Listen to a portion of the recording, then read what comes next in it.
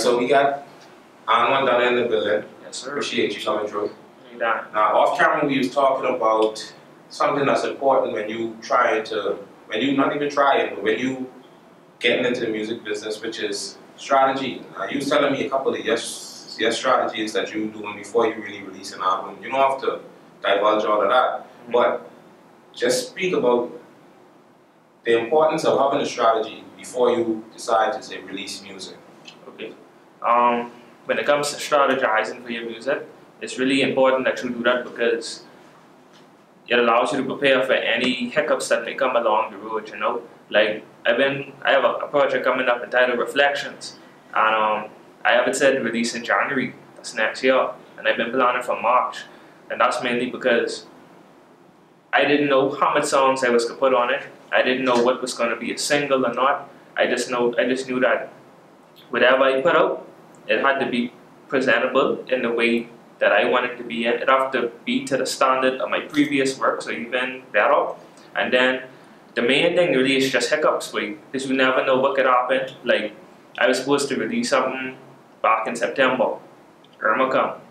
That changed everything. Like, apart from music, I do a lot of other stuff. I do a little investments here and there, and then I'm working on some certifications. So I have to plan around that time and the music. So the best way for me to do that is to set up a schedule. Say, okay, this particular date or this particular time frame, I could do X, Y, and Z, and just move from there. All right, that's good that you know how to manage your time. That's a very important thing because it means you know how to prioritize. Right. Along with your strategy. So, I mean, I like that business talk about investments. You mind sharing a little bit about that? Alright, well, I read a lot. You know, that's the key too. Apart from doing music, like there's a music side and a business side. It's important that you are aware of contracts, you're aware of certain PR rules, performing rights organizations and what's not. That's what has messed up a lot of artists, publishing. But in regards to my investments, start off with some mutual funds, you know, just to diversify my portfolio. What that really means is that I have shares in various entities here in Nassau, you know, and then every quarter, just like with a PRO, you would get some royalties, I get dividends. Except with a PRO, which is good, because with a PRO, your song actually has to gain some traction. Right. Whereas with your mutual funds, you already have entities, companies that fully functioning. Right. So your investment is basically almost guaranteed to return to you. To some degree, to a certain percentage. You know. Okay. That's excellent to you, man. Now, okay, we was talking about PRO too, and you was talking about a bad contract, right? So just give a little warning to the artists out there who might just be eager to jump into these contracts thinking that it's from point A to Z so easily. Get your PRO, you get your royalties. Make sure, let them know what they might be getting into. Alright. Read your contract. You know, if you can't read it, then get a lawyer. Get someone who is well acquainted, you know, with the legal side of things, with the business side of things, because what I noticed, not just locally, but internationally, a lot of artists, where they fall down and say just, oh, but they get signed. They sign the contract, they don't even know what they signed up for, you know? So you have to, me personally, I was in a situation where I was like, what, it's probably 2019, right? And I had an opportunity to get, yeah, like 19, 20, 24. You was that age? Yeah, I was that age, right? And I had this contract for this PRO, and it was everything that looked good, you know. And I was about to go to the place to meet with the person who I was dealing with, and I was about to sign it. And my old man was like, "You read it?" I was like, "Read it for what? You know, I just need to sign this and give it to them." He was like, "No, you don't do business like that. Whether it's music or whatever, you have to read whatever stuff you put your name to, because after you do that, you have to own up to your word. You know, that's your legal agreement." So I carried it to a lawyer, and you know, we all sat down, and they was like, "Listen, this contract is not in your best interest. Some clauses in there aren't beneficial to you as an artist, and that's not a good position you want to be in, where you don't even know how long this agreement would be or how hard it would be to get out. So they advised me not to sign it and possibly do some negotiations with that particular PRO. But after that, that was so discouraging to me, I didn't even bother with them no more. I don't blame you. Yeah. I don't blame you. Okay.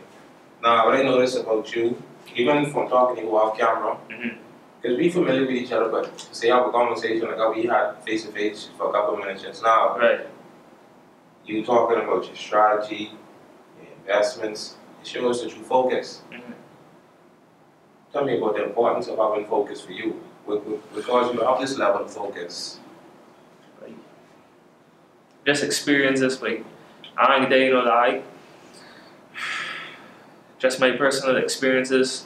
Apart from music, I feel like my music is a reflection of what I go through in life.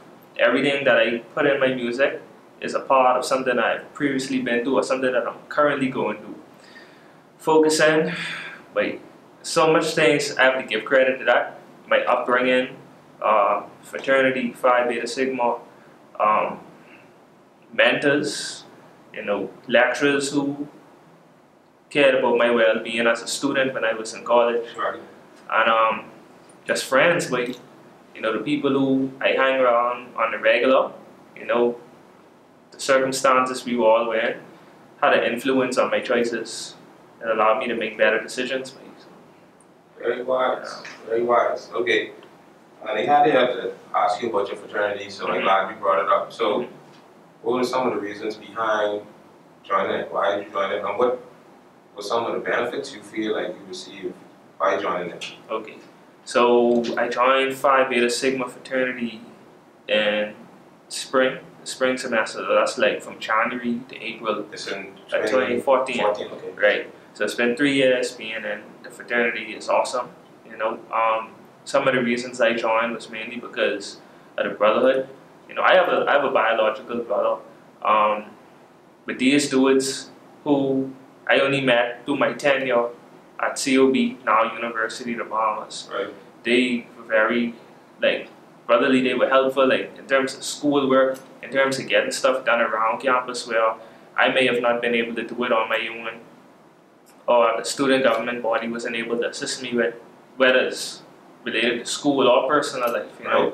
They was there to assist. I liked the stuff I saw them doing on campus and off campus, and just the vibe, you know what I mean? They were doing things that I aspired to do too, being more active, helping out one another, helping out people on campus, giving back, and one of the main benefits really was networking, being able to sit amongst a table full of people in different fields, whether it's engineering, business, computers, different backgrounds, very diverse, you know what I mean? And that kind of helped me too in terms of investment wise, Okay. knowing where to place money. That and a combination of people I was hanging around with too. Okay. So now I know when persons join organizations such as a fraternity, it develops a deep loyalty to the fraternity, right? Right. For any organization that you go through hardships with people, they will develop a bond. Some people, when they join the police force, the defense force, it's the same way. Right. So, how did that affect your relationships with others prior to joining that, but who might not be a part of this organization? Because was there any backlash for it? It just a part of my journey into joining. I learned how to manage time. Initially, it was just doing some fraternal work, a lot of community service, a lot of chilling, a lot of grill outs and what's not. I spent a lot of my time there. Some friends felt left out, female friends in particular. But you just gotta work it out, babe. You gotta fit your schedule to accommodate your friends as best as possible, because you can't forget the people who was there before the hype. And that's with anything, that could fraternity, music-wise, whatever. You gotta treat people with respect, and you can't just disown somebody because you have a new set of friends or a new circle, or you reach a new financial status or something to that degree, you know.